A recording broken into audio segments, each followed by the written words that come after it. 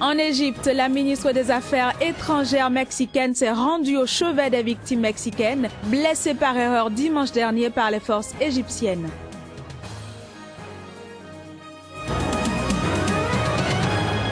Nous parlerons santé au Niger où les femmes adoptent les méthodes contraceptives en vue de réduire le taux des naissances dans ce pays qui enregistre le taux de fécondité le plus élevé en Afrique subsaharienne. Enfin, à 8 mois de l'Euro 2016 de football, une armée de participants potentiels postule en France pour être candidat aux missions volontaires Euro.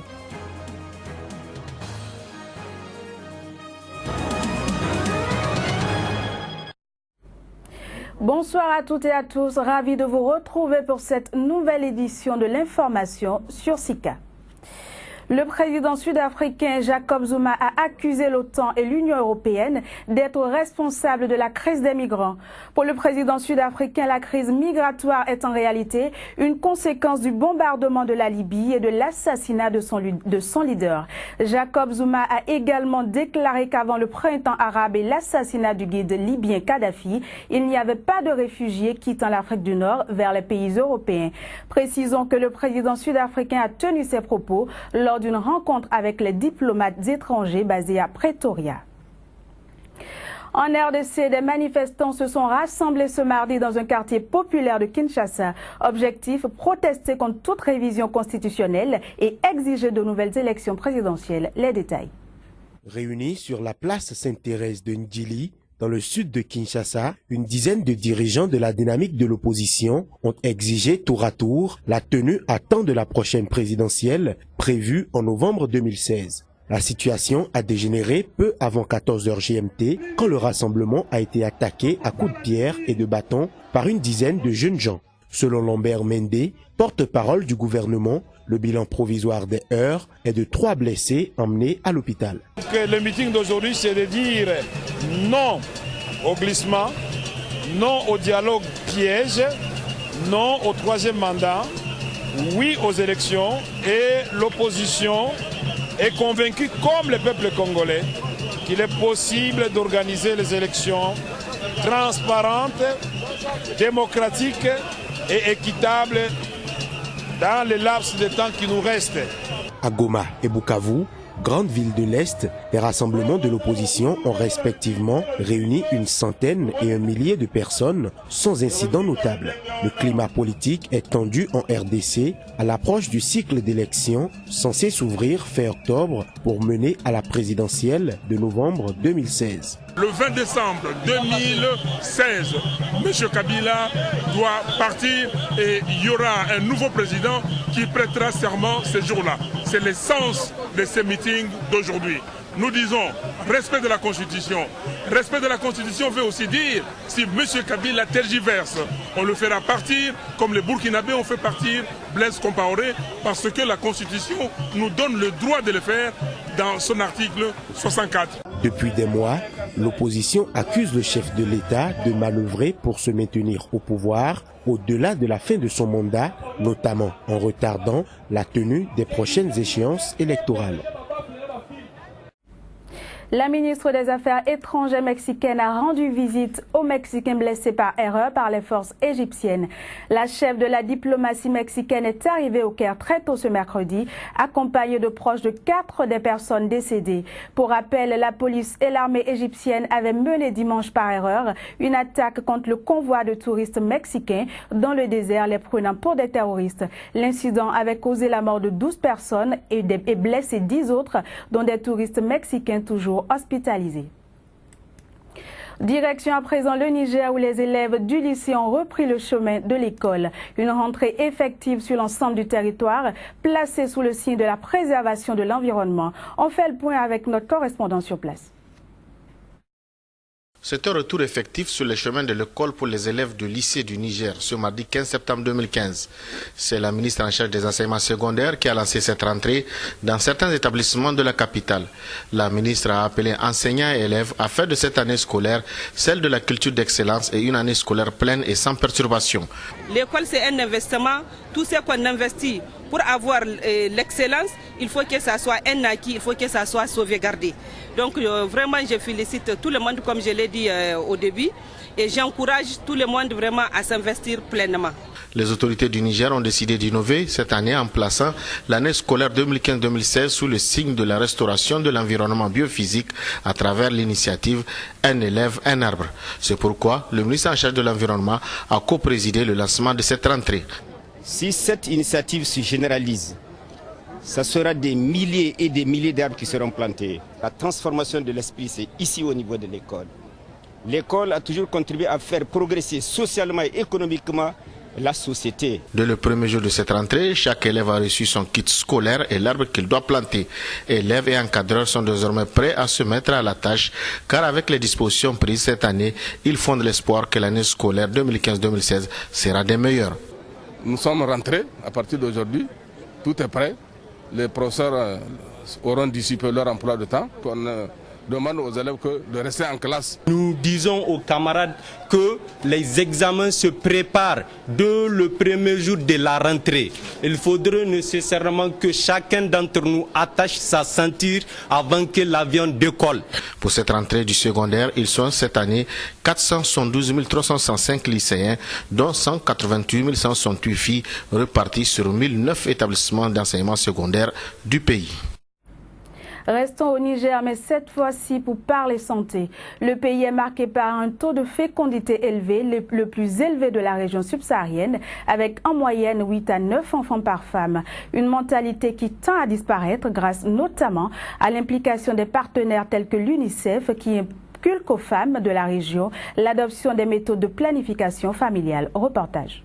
Le Niger est le pays de l'Afrique subsaharienne qui a le plus fort taux de fécondité.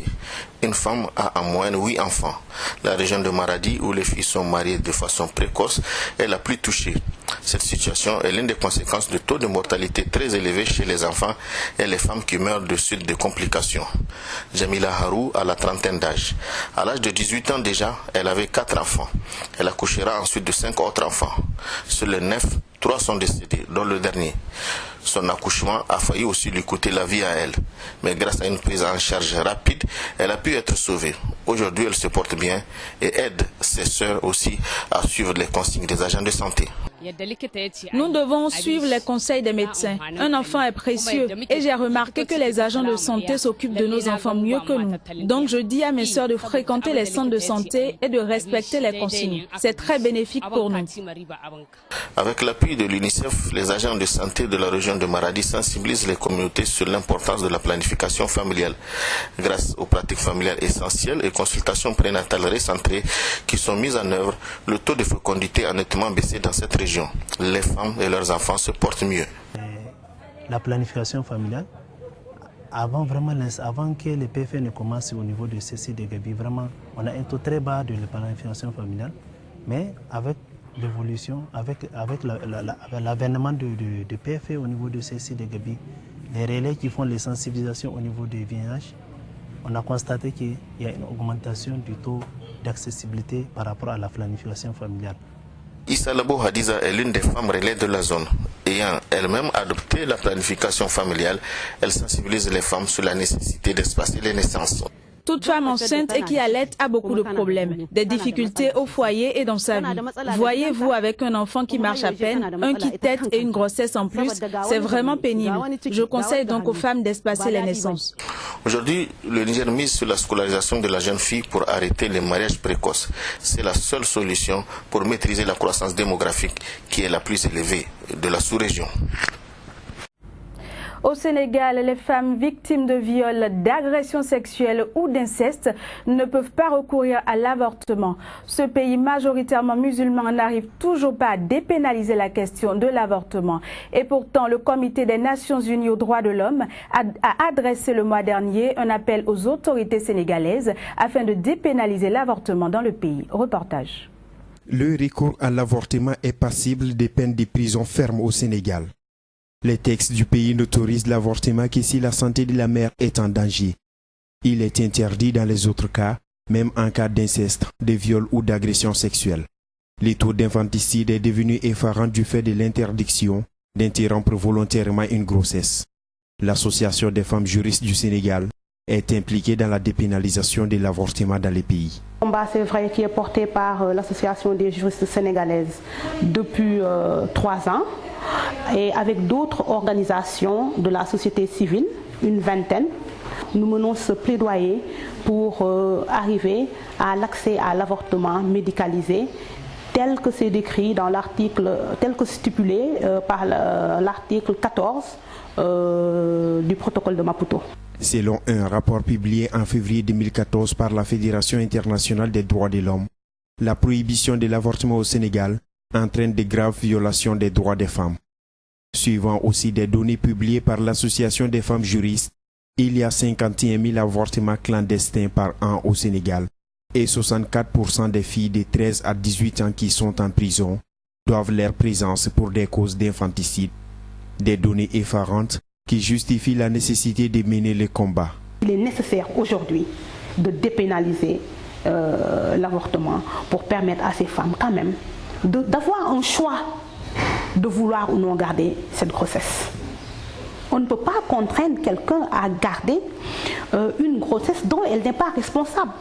Le Sénégal a pourtant ratifié en 2005 le protocole de Maputo qui impose aux États de garantir le droit à l'avortement médicalisé en cas de viol, d'inceste ou de danger pour la santé de la mère. Une obligation que le Sénégal ne respecte donc pas. En août dernier, le Comité des Nations Unies a exhorté les pays à réviser sa législation pour dépénaliser l'avortement et l'autoriser légalement. Négociations dans le cadre du rétablissement de la paix en Libye.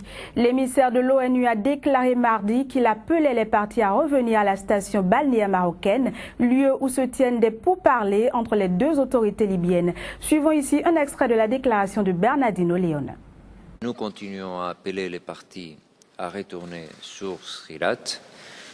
Comme vous le savez bien, aujourd'hui, ils doivent continuer leur travail parce qu'ils n'ont pas ni à Tobruk ni à Tripoli parvenu à la conclusion de venir, mais nous pensons, nous espérons encore que la conclusion de ces débats sera positive et que les parties seront de retour.